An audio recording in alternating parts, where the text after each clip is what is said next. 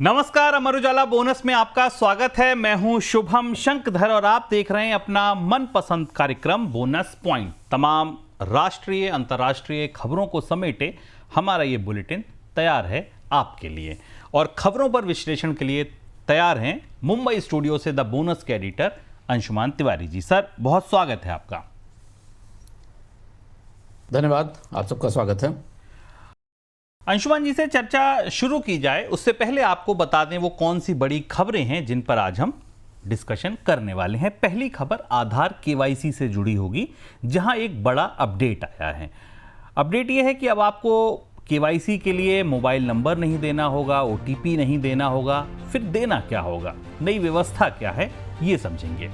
दूसरा, gold silver ETF के valuation का तरीका बदला है। जी हाँ, ये बड़ा प्रस्ताव था सेबी का और ऐसा माना जा रहा है कि ये प्रस्ताव अगर पास हो गया तो कई बड़े बदलाव इस पूरी व्यवस्था में आएंगे। क्या प्रस्ताव है, क्या तरीका बदलेगा, वैल्यूएशन कैसे लगेगा गोल्ड और सिल्वर का, ये समझेंगे। कहाँ चले गए छोटी कार खरीदने वाले? जी हाँ, कार बाजार में वो लाइन छोटी होती चली जा रही है जहाँ पर छोटी कार खरीदने वाले खड़े होते थे।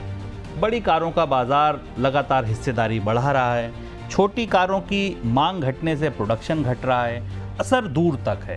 क्या कुछ इसके पीछे है, ये जानेंगे। इसके बाद बैंकों के एनआईएम पर दबाव का अनुमान। एनआईएम समझिए कि बैंक अगर शरीर है तो एनआईएम उनकी धड़कन है, आत्मा है। एनआईएम ही सब कुछ है। अगर वहाँ दबाव है तो यानी कि बैंकों के लिए अच्छी बात नहीं है। फिच का ये अनुमान आया है। इस अनुमान के भीतर उतरेंगे, जानेंगे कि ऐसा क्या कुछ होने वाला है जिसकी वजह से अनुमान ऐसे आ रहे हैं। और इस समय ये जानना इसलिए भी जरूरी है क्योंकि बैंकों के नतीजे भी आ रहे हैं, तो इन नतीजों पर भी क्या असर दिखेगा, इस बात की पड़ताल करेंगे। और इसके बाद भारत अमेरिका ट्रेड डील के दो हिस्सों पर आज चर्चा होगी। पहला हिस्सा, एग्रीकल्चर पर इतनी उत्सुकता क्यों है, ये जानने की कोशिश करेंगे। क्यों पूरी जो ट्रेड डील है इसके केंद्र में दरअसल एग्रीकल्चर आ गया है। ट्रंप जितनी भी डील्स करते जा रहे हैं उनमें एग्रीकल्चर कहीं ना कहीं है। भारत के साथ भी ये मामला लंबे समय से चर्चा में है। क्या कुछ वहाँ हो रहा है, क्या कुछ हो सकता है, इसका अनुमान लगाएंगे। और अगली खबर जो होगी, हर जगह बोइंग क्यों बेच रहे ट्रंप। जी हाँ, एग्रीकल्चर के बाद जो दूसरा हिस्सा है वो है बोइंग का। आप देखिए, किसी भी डील का ऐलान होता है तो उसमें आपको बोइंग जरूर दिख जाता है। क्या है बोइंग की कहानी, ये हम अपनी एक और बड़ी खबर में आज जानेंगे। पहली खबर आधार की। यूआईडीएआई ने आधार आधारित केवाईसी को लेकर बड़ा अपडेट दिया है। मतलब जो केवाईसी आपकी आधार से होती थी उस पर एक नया अपडेट आया है। अब केवाईसी के लिए ना आधार नंबर देना होगा, ना ओटीपी देना होगा और ना ही बायोमेट्रिक कराने की जरूरत होगी। यूजर अब क्यूआर कोड या पासवर्ड प्रोटेक्टेड पीडीएफ के जरिए ऑफलाइन केवाईसी भी कर सकते हैं। इस बदलाव से यूजर की प्राइवेसी और सिक्योरिटी दोनों मजबूत होंगी। यूआईडीएआई की ये नई प्रक्रिया बैंकों और फिनटेक कंपनियों के लिए आसान और कम खर्चीली भी होगी। हाल ही में आधार डेटा के एक्सेस को लेकर कुछ विवाद सामने आए थे, जिसके बाद ये कदम उठाया गया। तो सर, ये व्यवस्था काम कैसे करेगी? अभी तक तो ये होता था कि हमको कहीं ऑनलाइन केवाईसी करना होता था, आधार नंबर डालते थे, एक ओटीपी आता था, ओटीपी देते थे और केवाईसी हो जाता था। ये जो नई व्यवस्था है ये कैसे काम करेगी? आधार को लेकर जो सबसे बड़ी दुविधा है यूआईडीआई की और साइबर विशेषज्ञों की और साइबर सुरक्षा के विभागों की, वो ये कि आधार का जब आप वास्तविक नंबर देते हैं तो उसके बदले एक ओटीपी आता है। और ये जो ऑनलाइन केवाईसी तय करने की प्रक्रिया है, इसमें फ्रॉड की, आधार नंबर चोरी होने की और ओटीपी चुराने के सबसे ज़्यादा मामले आए हैं। और यही आधार में फ्रॉड की बुनियादी ज़रूरत है। तो एक बड़ा शिफ्ट है यूआईडीआई का कि वो ऑनलाइन केवाईसी से ऑफलाइन केवाईसी की तरफ जा रहा है, खासतौर से छोटे शुरुआती ट्रांजैक्शंस में, जहां लोगों को बार बार आधार के डेटाबेस में एंट्री करके अपनी केवाईसी के लिए अपने ओटीपी हासिल करने की जरूरत ना पड़े। अब इस प्रक्रिया में लोगों को अपने पास इसके नए नियम आएंगे तो यूआईडीआई बताएगा, पर जो संकेत मिल रहे हैं कि या तो उनके आधार को एक क्यूआर कोड में बदल दिया जाएगा और उस क्यूआर कोड को स्कैन करके उन्हें पता चल जाएगा कि उनका ये वास्तविक आधार है। और दूसरा ये कि वो अपनी पीडीएफ कॉपी भी अगर अपने पास रखते हैं आधार की, जिसे आप आमतौर पर जब एयरपोर्ट में या बाकी जगह चेक इन करते हैं तो अपने आधार की कॉपी दिखाते हैं या रेलवे में कॉपी दिखाते हैं, वो भी अगर रखते हैं पीडीएफ कॉपी भी, तो उसे भी स्वीकार किया जा सकेगा। ऐसी स्थिति में बहुत बड़ा हिस्सा आधार का के इस्तेमाल करने वालों का उस जोखिम से बच जाएगा जो क्यूआर कोड के कारण है, जो ऑनलाइन केवाईसी के कारण जारी होती है। हालांकि इसमें बाकी स्टेक होल्डर्स की राय आनी है, लेकिन जो फ्रॉड है आधार को लेकर वो बढ़ रहे हैं और उन्होंने इस बात के लिए बाध्य किया है कि इस तरीके की कोई चीज सोची जाए। Petroleum and natural gas regulatory board ने सिटी गैस कंपनियों को निर्देश दिया है कि वे घरेलू पीएनजी उपभोक्ताओं के लिए वॉल्यूम बेस्ड डिफरेंशियल प्राइसिंग को बंद करें। यानी अब जितनी गैस इस्तेमाल करें उस हिसाब से रेट ज़्यादा या कम नहीं होगा, सभी घरेलू उपभोक्ताओं को एक समान रेट पर गैस मिलेगी। रेगुलेटर का कहना है कि मौजूदा सिस्टम में सब्सिडाइज गैस का दुरुपयोग हो सकता है और पारदर्शिता की कमी रहती है। इस कदम से घरेलू उपभोक्ताओं के हित सुरक्षित रहेंगे और गैस की कीमतों में भी समानता आएगी। सर, ये पूरा मामला क्या है, ये बात यहां तक दरअसल क्यों पहुंच गई कि बोर्ड को ये बोलना पड़ा कि आप जो जितना यूज कर रहा है उस हिसाब से रेट कम या ज्यादा मत कीजिए? पेट्रोलियम गैस या जो पीएनजी आपूर्ति करने वाली कंपनियां हैं वो टेलीस्कोपिक प्राइसिंग वाली व्यवस्था अपनाती हैं, जो कि कई और सेवाओं में भी अपनाई जाती है कि जितना आपका यूसेज होगा उस हिसाब से आपको बिलिंग की जाएगी। यहां दुविधा ये हो रही है कि कई जगह गैस सब्सिडाइज्ड भी है और उसकी लागत में भी कमी है। अब जो petroleum and natural gas regulatory board है उसका कहना है कि अब हाउस होल्ड फ्यूल के लिए एक समान जितना जितना उपयोग है उतनी ही दर तय की जाए, लगभग एलपीजी जैसा ही। जैसे एलपीजी के सिलेंडर को आप लेने जाते हैं तो जितनी गैस मिलती है उसकी आप कीमत चुकाते हैं। इसमें कई जगह ये गफलत दिखाई दे रही थी कि कंपनियों की तरफ से जो दरें तय की जा रही थी और जो बिलिंग की जा रही थी उस पर शिकायतें भी आ रही थी।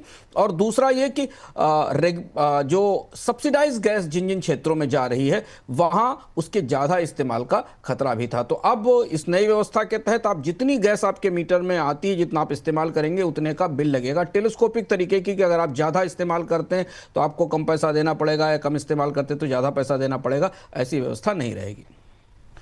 सेबी ने गोल्ड और सिल्वर ईटीएफ के वैल्यूएशन को लेकर एक बड़ा कदम उठाया है। अब एसेट मैनेजमेंट कंपनियों को अंतर्राष्ट्रीय कीमतों की जगह घरेलू मल्टी कमोडिटी एक्सचेंज यानी एमसीएक्स जैसे एक्सचेंजों पर प्रकाशित होने वाले स्पॉट प्राइस इस्तेमाल करने होंगे।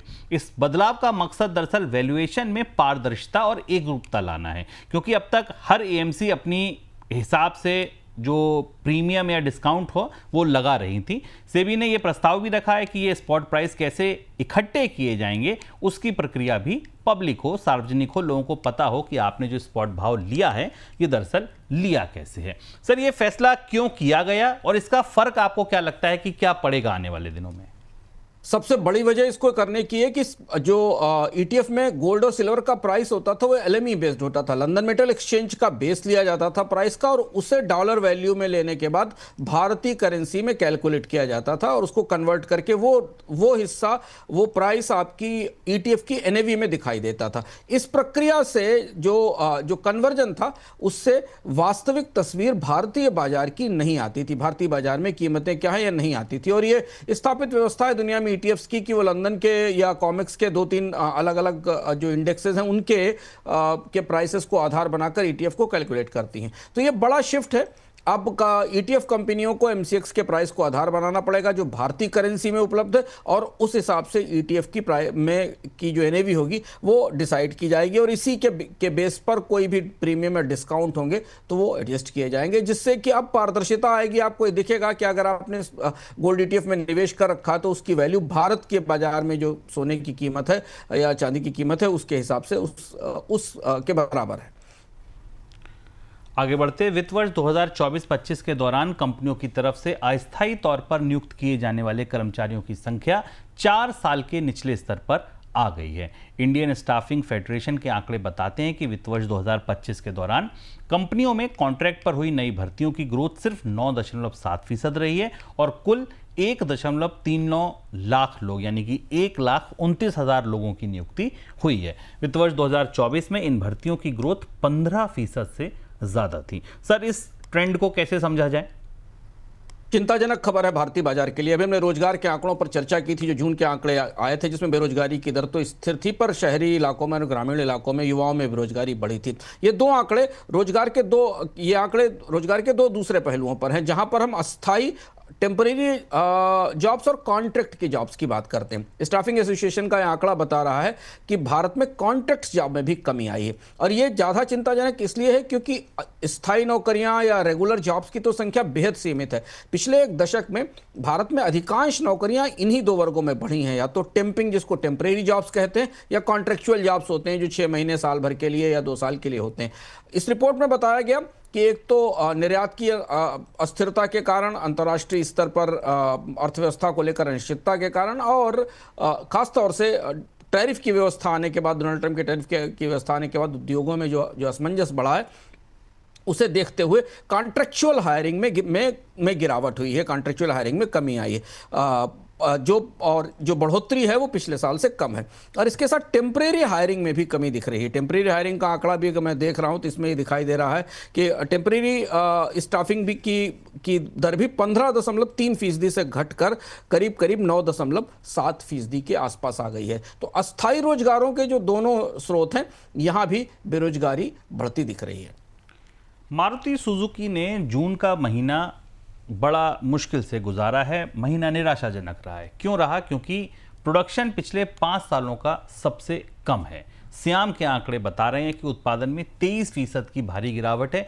जून में सिर्फ 1,25,392 यूनिट्स बने हैं, यानी इतनी कार फैक्ट्री में बनकर तैयार हुई हैं, जो जून 2021 के 1,61,037 गाड़ियों से काफ़ी कम है। छोटी और कॉम्पैक्ट सेडान की मांग लगातार कमज़ोर हो रही है, क्योंकि ग्राहक अब एक्सयूवी और प्रीमियम मॉडल की तरफ रुख कर रहे हैं। सियाम के अनुसार अब कुल बिक्री में एसयूवी की हिस्सेदारी 66% तक पहुंच गई है। सर, इस सवाल के 2 हिस्से हैं जिसमें मैं समझना चाहूंगा। पहला तो ये कि गिरावट की वजह क्या है? ये तो पता चल गया कि ठीक है गिरावट है, वजह क्या है? और दूसरा, ठीक है ये गिरावट तो है, रिकवरी अगर लानी है तो क्या किया जा सकता है? देखिए, एक तो ओवरऑल शुभम, पूरा ऑटोमोबाइल बाजार पिछले 5-6 महीने से समस्या का सामना कर रहा है। हम लगातार आपको हर महीने जब सियाम के आंकड़े आते हैं और फाडा के आंकड़े आते हैं तो विस्तार के साथ बताते हैं कि कारों की मांग धीमे धीमे सिकुड़ती जा रही है, सिमटती जा रही है। स्थिति है कि पहली बार हमने देखा हाल के महीनों में जब कार कंपनियों को 30,000, 40,000, 50,000 रुपए तक के डिस्काउंट देने पड़े अपने चलते हुए मॉडल्स के ऊपर। इन्वेंट्री का किस्सा वैसा ही है, 50 से 55 दिन की इन्वेंट्री है डीलर्स के पास, इसलिए कारों की मांग तो बाजार में नहीं है और वो घट रही है। इसकी बड़ी वजह लोगों की खर्च क्षमता में प्रभावित होना है, और दूसरा ये जो कि कोविड के दौरान जो कारों की खरीद रुक गई थी, जो नहीं हुई थी, उसके आधार पर जो उत्पादन हुआ था वो पूरी पेंट अप मांग या जो आप छिपी हुई मांग थी वो खत्म हो गई, और बाजार अब हस्ब मामूल अपनी उस स्थिति पर आ गया है जहां कारों के ग्राहक सीमित हैं। तो ये तो ओवरऑल पिक्चर है इंडस्ट्री का जो चिंताजनक है, और ऑटो इंडस्ट्री के लिए ये चुनौतीपूर्ण परिस्थिति। इसके बहुत सारे कारण हैं, इसके बहुत सारे आयाम हैं। ब्याज दरों में बढ़ोतरी हुई थी जिसके कारण महंगा हुआ था, फ्यूल की प्राइसेस है, और कारों की महंगाई है, टोल है, बहुत सारे फैक्टर हैं। पर दूसरी बात है जो मारुति के आंकड़ों में हमें दिखती है, वो छोटी कारों का बाजार है। ये बाजार लगभग सूख कर खत्म हो गया है, और अगर आप भारतीय बाजार को एक पिरामिड की शक्ल में देखें तो इसका बेस ही खाली है। बेस में अब कारें नहीं बिक रही हैं। जो बीच का हिस्सा बचा है, जहां एक्सयूवी 15 लाख से लेकर और 15 लाख 16 लाख रुपए से ऊपर की गाड़ियां हैं, वो बिकती हैं। प्राइस बढ़ा है पर वॉल्यूम बेहद कम है, और मारुति जैसी कंपनियां, हुंडई जैसी कंपनियां जो देश के एक बड़े हिस्से को सस्ती कारें उपलब्ध कराती थी, छोटी कारें उपलब्ध कराती थी, वो बेस खत्म हो गया। और वो इसलिए खत्म हो गया कि जो लोग कार बाजार में कार खरीदने आ रहे थे, छोटी कार खरीदने वाले, उनकी अर्थव्यवस्था को, उनकी निजी अर्थव्यवस्था को, उनके बजट को, उनकी कमाई को कोविड के बाद की परिस्थितियों ने तोड़ दिया, और अब ऐसी परिस्थिति है कि छोटी कारें नहीं बिक रही। और ये इसीलिए आपको भारतीय बाजार में कारों के वॉल्यूम में और कारों के आकार में कमी होती दिखाई दे रही है। क्या हो सकता है? हो यह सकता है कि शायद सरकार जीएसटी पर रिव्यू कर रही है और थोड़ी बहुत रियायतें देने की कोशिश करे। हो सकता है कुछ टैक्स की छूट आए तो शायद कारों की मांग बढ़े, लेकिन दुविधा बहुत सारी है। अभी नए एमिशन नॉर्म्स आने हैं, इसके अलावा नए तरीके की कार की तकनीक को लेकर नई तरीके की शर्तें आने वाली हैं। इसलिए ये पूरा उद्योग बड़े गहरे असमंजस में है। उम्मीद जीएसटी में रियायत की, हालांकि संभावना कम ही है। क्रेडिट रेटिंग एजेंसी फिच ने कहा है कि आरबीआई की तरलता राहत उपायों के बाद भी बैंकिंग सिस्टम में जो नेट इंटरेस्ट मार्जिन है वो असर पड़ सकता है उन पर, और वो कम रह सकते हैं, उन पर दबाव रह सकता है। वित्त वर्ष यानी 2026 में करीब 30 बेसिस पॉइंट तक ये सिकुड़ सकते हैं। सिस्टम में जनवरी में आरबीआई की ओर से 5.6 ट्रिलियन रुपए की नकदी डाली गई थी। सीआरआर में 100 बेसिस पॉइंट की कटौती की गई थी, जिससे जमा लागत कम होने की गुंजाइश बढ़ी थी। हालांकि ये राहत केवल अस्थायी है, क्योंकि लगभग आधे कर्ज की दरें तुरंत नीचे आ जाएंगी, जबकि जमा की दरें धीमे धीमे कम होंगी। सर, क्या आपको लगता है नतीजों पर इसका कैसा असर हम देखेंगे, और क्या वजह है, आपको लगता है कि एनआईएम में ये जो अनुमान आया है ये वाकई असर करेगा? अनुमान काफ़ी बड़ा है, मतलब 30 बेसिस पॉइंट का की गिरावट अगर बैंकों के औसत निम्न में हो रही है तो इसका असर तमाम छोटे बैंकों की बैलेंस शीट पर हमें ज़्यादा दिखाई देगा।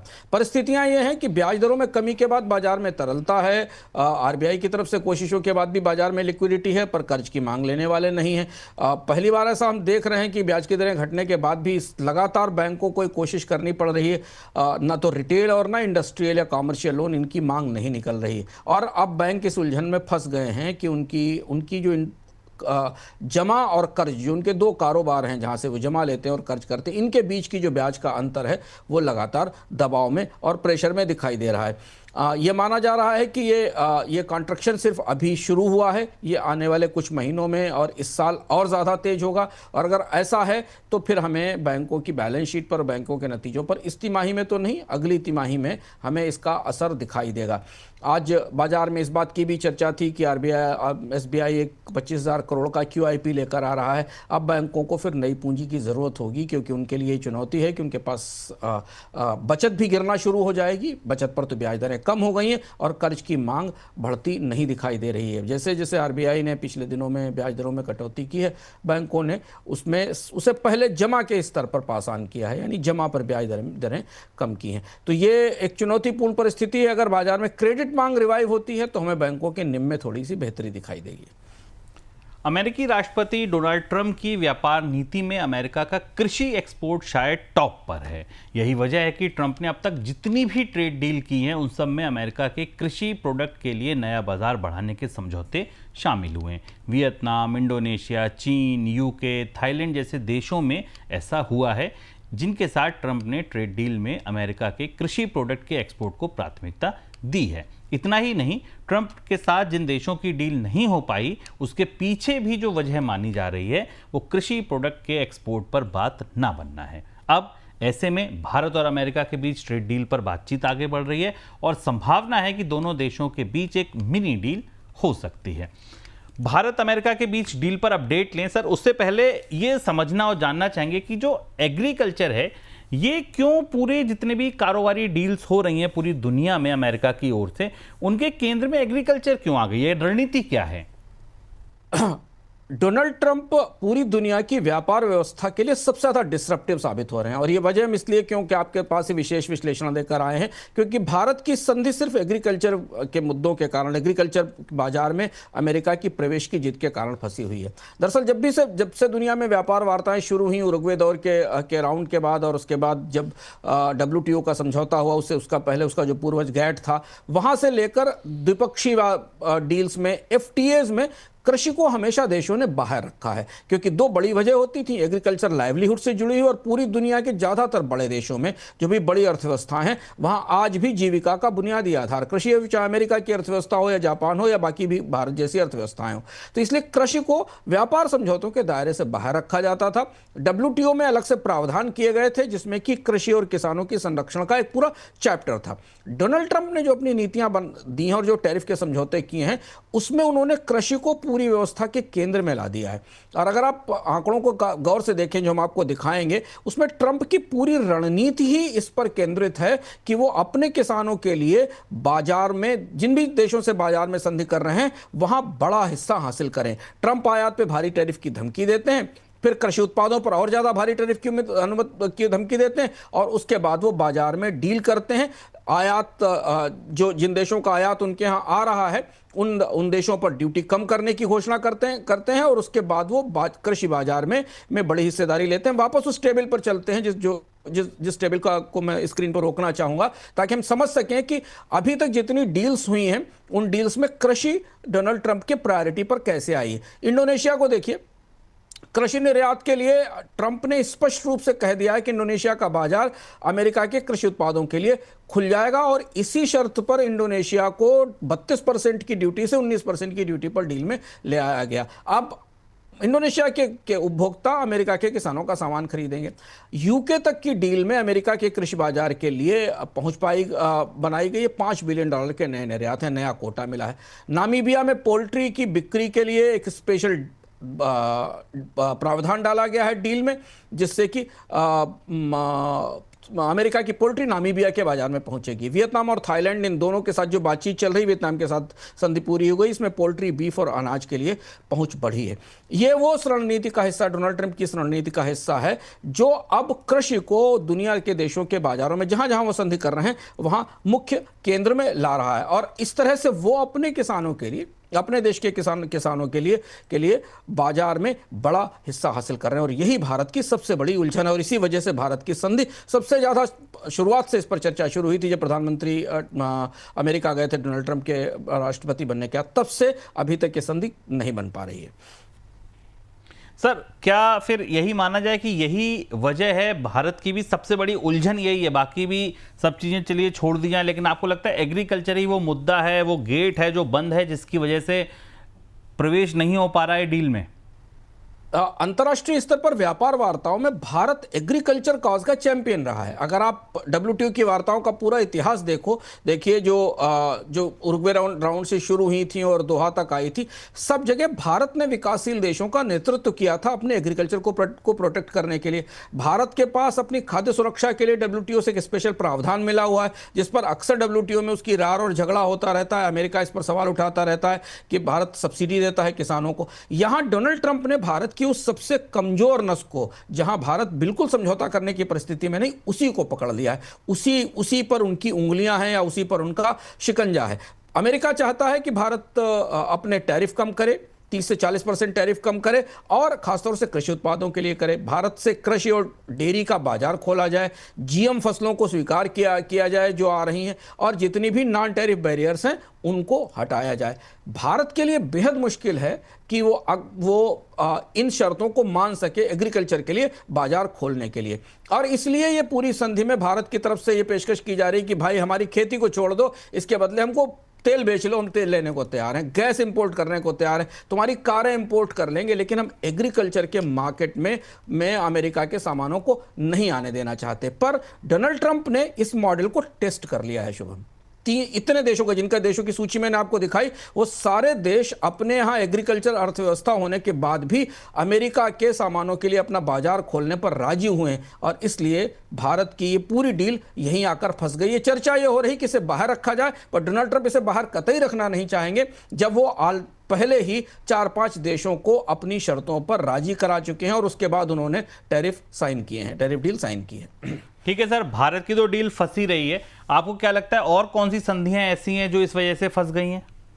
सारी बड़ी संधियां, 5 केवल यूके सामने आया। अगर आप गौर से देखिए, भारत के साथ कृषि और डेयरी उत्पादों पर संधि फंसी हुई है, जापान के साथ चावल पर संधि फंसी हुई है, चावल और बीफ के लिए डोनाल्ड ट्रंप जापान के बाजार में एक्सेस मांग रहे हैं। चावल जापान में बेहद संवेदनशील मुद्दा है और जापान की सरकार ने बिल्कुल साफ मना कर दिया कि अमेरिका का चावल नहीं खरीदेंगे। ट्रंप ने तो अपने बयान में भी कहा कि अमेरिका का चावल सस्ता है, जापान को खरीदना चाहिए और इसके बदले टैरिफ की धमकी दी थी। यूरोपीय संघ के साथ जो डील पर सहमति नहीं बन पा रही और अब चर्चा इस बात की है कि यूरोपीय संघ जवाबी टैरिफ लगाएगा, उसमें भी फूड सिक्योरिटी महत्वपूर्ण मुद्दा है, GM फसलों की आपूर्ति महत्वपूर्ण मुद्दा है। ऐसा मीट जो अमेरिका एक्सपोर्ट करता है यूरोप में, उस पर बड़ा मुद्दा है, क्योंकि यूरोप अपनी कृषि अर्थव्यवस्था को, अपनी पोल्ट्री, अपनी डेयरी और मीट इंडस्ट्री को अमेरिका के सामानों से संरक्षित करना चाहता है, प्रोटेक्ट करना चाहता है। और चीन के साथ तो कृषि का मामला पुराना है, 2018 वाले कार्यकाल में इसी मुद्दे पर विवाद हुआ था, कृषि खरीद बढ़ाने के लिए, सोयाबीन का एक्सपोर्ट करने के लिए अमेरिका से चीन को, लेकिन इसके बाद सहमति नहीं बनी थी। और अभी जब डोनाल्ड ट्रंप ने अमेरिका पर चीन पर टैरिफ लगाए थे, तो इसके बदले चीन ने पलटवार करते हुए सबसे ज़्यादा जिस चीज़ को हिट किया था वो अमेरिका के कृषि निर्यात थे, उसमें खासतौर से सोयाबीन निर्यात था और इसका असर अमेरिका के हिंटरलैंड में जो सोयाबीन फार्मर्स हैं उन पर उसका असर पड़ा था। डोनाल्ड ट्रंप की कोशिश है कि किसान एक बहुत बड़ा वोटर है रिपब्लिकन पार्टी के लिए अमेरिका में, तो वो जितना ज़्यादा दुनिया के बाजारों में अपने सामानों को पहुंचाने के लिए धमकाकर दबाकर बार्गेन करके हिस्सा पा सकेंगे, उतना ज़्यादा राजनीतिक फायदा उन्हें अपने देश में मिलेगा। पर उतना ही ज़्यादा राजनीतिक नुकसान जापान की, यूरोप की और भारत की और चीन की सरकारों को होगा अगर वो अपने बाजार खोलते हैं। और इसीलिए कृषि को व्यापार वार्ताओं से थोड़ा दूर रखा गया था इससे पहले तक। आगे बढ़ते हैं अगले हिस्से पर। अमेरिकी राष्ट्रपति डोनाल्ड ट्रंप ने अपने दूसरे कार्यकाल में अब तक जितनी भी ट्रेड या कूटनीतिक डील्स की हैं, उन सभी डील्स में उन्होंने विमान बनाने वाली अमेरिकी कंपनी बोइंग को शामिल किया है। डील करने वाले सभी देशों से बोइंग के जहाज खरीदने के समझौते को डील में शामिल किया गया। हाल में इंडोनेशिया और वियतनाम के साथ हुई डील में ट्रंप ने यही किया है और पहले कतर के साथ हुई डील में भी बोइंग के सौदों को शामिल किया गया है। सर, एग्रीकल्चर के बाद जो दूसरी जिद है वो आप कह लीजिए बोइंग को लेकर है। कारोबार सौदों में बोइंग को क्यों शामिल किया जा रहा है? वो एक तरह से बोइंग बेच रहे हैं ट्रंप, और ये बेहद दिलचस्प है ट्रंप की ट्रेड डील्स के स्ट्रक्चर को समझना, जिसे कल हमने बैठकर खोलकर समझने की कोशिश की। एक तरफ एग्रीकल्चर है जो वास्तव में किसानों के लिए और अमेरिका के रोजगारों के लिए महत्वपूर्ण है और दुनिया के देशों की अर्थव्यवस्थाओं को परेशान करने के लिए, दबाव बनाने के लिए महत्वपूर्ण है। और दूसरी तरफ बोइंग है। जरा पहले डील्स का चार्ट देखिए। अभी तक जितनी डील्स की हैं डोनाल्ड ट्रंप ने, चाहे वो व्यापार समझौते किए हों या निवेश के इकोनॉमिक समझौते किए हुए, इनमें जरा बोइंग की परिस्थिति देखिए। 2025 में ट्रंप सरकार ने बोइंग के इतने सौदे किए, जबकि बोइंग विवादित है। भारत में क्रैश के बाद बोइंग के विमानों पर पूरी दुनिया में सवाल हैं, क्वालिटी के तमाम इश्यूज हैं, बोइंग को लेकर कंट्रोवर्सीज हैं, विसिल ब्लोअर्स ने सवाल उठाए। इंडोनेशिया के साथ जो ताजी डील जो कल अनाउंस हुई है, 50 जेट्स खरीदे जाएंगे, 777 जेट खरीदे जाएंगे, और इसी शर्त पर बोइंग ने अमेरिका ने टैरिफ में कमी की है और डील किया है। इसके बाद कतर एयरवेज करीब 210 जेट्स खरीदेगा, 787 777X के, ये भी तक का सबसे बड़ा ऑर्डर है। इत्तिहाद के साथ जब अभी डोनाल्ड ट्रंप मध्य पूर्व की यात्रा पर गए थे तो इत्तिहाद के साथ $14.5 बिलियन की डील की थी। नंबर अभी विमान तय नहीं हुए हैं पर विमान खरीदे जाएंगे। ब्रिटिश एयरवेज के साथ 38 जेट्स की डील हुई है मई 2005 में ये यूके व्यापार समझौते के दायरे में। इसके अलावा ऑस्ट्रेलिया के साथ एक अलग से पैरेलल डील हुई है जो, और कुल 306 जेट्स के सौदे डोनाल्ड ट्रंप ने आने के बाद किए हैं।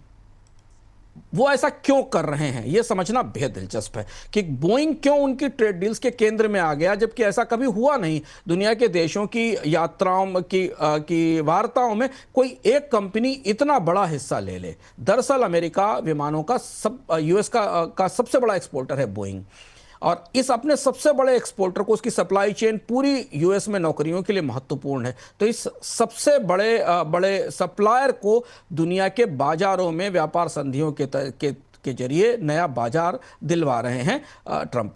बोइंग के सौदे सरकार के लिए बड़ी उपलब्धि होते हैं और ट्रंप मानते हैं, ट्रंप इसको दिखाते हैं कि उन्होंने मैन्युफैक्चरिंग इंडस्ट्री के लिए एक बड़ा सौदा हासिल किया है।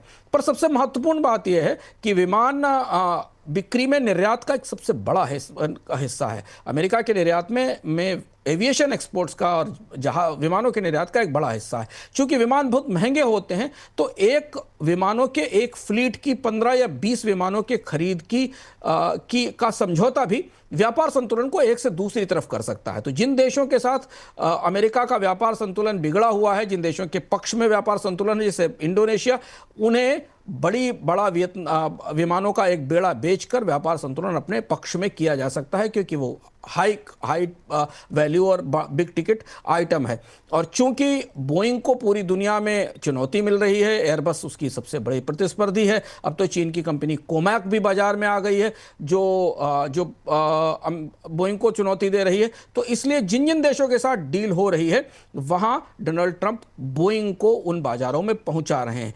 संकेत यह भी कि भारत के साथ डील में भी इस बात पर चर्चा की जा रही है। हालांकि भारत की तरफ से स्पष्ट रूप से इसमें कहा नहीं गया, क्योंकि भारत सरकार कंपनियों की खरीद सौदों में या विमान कंपनियों की खरीद सौदों में दखल अभी तक नहीं देती है। एयर इंडिया जब से प्राइवेटाइज हो गई तो एयर इंडिया इंडिगो अपने तरह से विमान के सौदे करते हैं। हाँ, एयर इंडिया जब सरकारी कंपनी थी तब सरकार की तरफ से इसका फैसला होता था, पर दुनिया में बहुत सारी एयरलाइंस नेशनल एयरलाइंस है और वहां सरकार इसका फैसला करती है। इत्तिहाद, एमिरेट्स या गल्फ एयर जैसे बहरीन के साथ कल डील हुई है। बहरीन ने करीब करीब $17 बिलियन के निवेश का फैसला किया है अमेरिका में, और उसमें भी बोइंग विमानों की खरीद शामिल है जो गल्फ एयर के लिए खरीदे जाएंगे। चलिए, अब अमेरिका से ही एक खबर और। बुधवार को अमेरिका से अमेरिकी सेंट्रल बैंक फेडरल रिजर्व के चीफ जेरोम पावेल को लेकर 2 खबरें सामने आईं। पहली खबर में कहा गया कि ट्रंप पावेल को पद से हटाने की योजना बना रहे हैं, और दूसरी खबर में ट्रंप के हवाले से कहा गया कि पावेल को हटाना आसान नहीं है और ट्रंप उन्हें हटाने पर फिलहाल नहीं सोच रहे हैं। इन खबरों ने ट्रंप और पावेल के बीच बढ़ रही असहमतियों को एक बार फिर से सामने रख दिया। ट्रंप चाहते हैं कि पावेल ब्याज दरों में कटौती करें, जबकि पावेल कहते हैं अभी महंगाई बढ़ने का खतरा है, ऐसे में ब्याज दरें नहीं घटाई जा सकती। सर, सबसे पहले यही समझना चाहेंगे, क्या कानूनन ये संभव है कि पावेल को हटाया जा सके? कानूनी तौर पर डोनाल्ड ट्रंप के पास पावेल को हटाने का कोई सीधा अधिकार नहीं है, और अभी तक अमेरिका के इतिहास में कभी ऐसा नहीं हुआ कि फेड चेयर को या फेडरल रिजर्व के चेयरमैन को किसी राष्ट्रपति ने हटा दिया हो, जब तक कि कोई गंभीर आरोप नहीं है किसी कदाचार के, भ्रष्टाचार के, इसके अलावा। और ऐसा कभी हुआ नहीं फेडरल रिजर्व के किसी चेयरमैन के साथ। तो ये प्रसंग अमेरिका के इतिहास में कभी नहीं रहा जब से फेडरल रिजर्व बना था 20वीं सदी की शुरुआत में, जब से बनना शुरू हुआ था। इसलिए डोनाल्ड ट्रंप क्या कर रहे हैं, डोनाल्ड ट्रंप ने एक नई बात कही कल। उन्होंने कहा कि फेडरल रिजर्व ने अपने रिनोवेशन के लिए $2 से $2.5 बिलियन के आसपास का पैसा खर्च किया है, और यह कहा जा रहा है कि इसकी मंजूरी नहीं ली गई, इस रिनोवेशन में कुप्रबंध किया गया है और पारदर्शिता नहीं रखी गई है। अब इस आरोप का सहारा लेकर डोनाल्ड ट्रंप फेडरल रिजर्व के मुखिया पर कार्रवाई कर सकते हैं या उन्हें हटा सकते हैं, लेकिन मामला थोड़ा उलझा है, पेचीदा है। यह मामला कोर्ट तक जा सकता है, इस पर इसके तथ्य साबित करना अदालत में मुश्किल हो सकता है।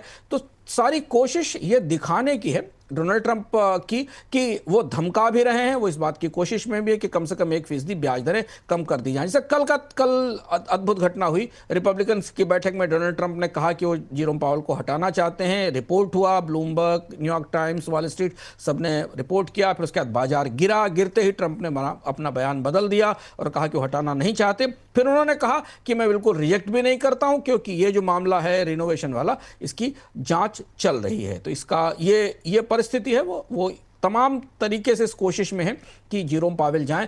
जेरोम पावेल इस्तीफा दे सकते हैं, पर फिलहाल उन्होंने इस्तीफा देने से मना कर दिया है, और वो फेडरल रिजर्व के मुखिया के तौर पर डोनाल्ड ट्रंप के साथ टकराव के लिए सामने खड़े हुए हैं।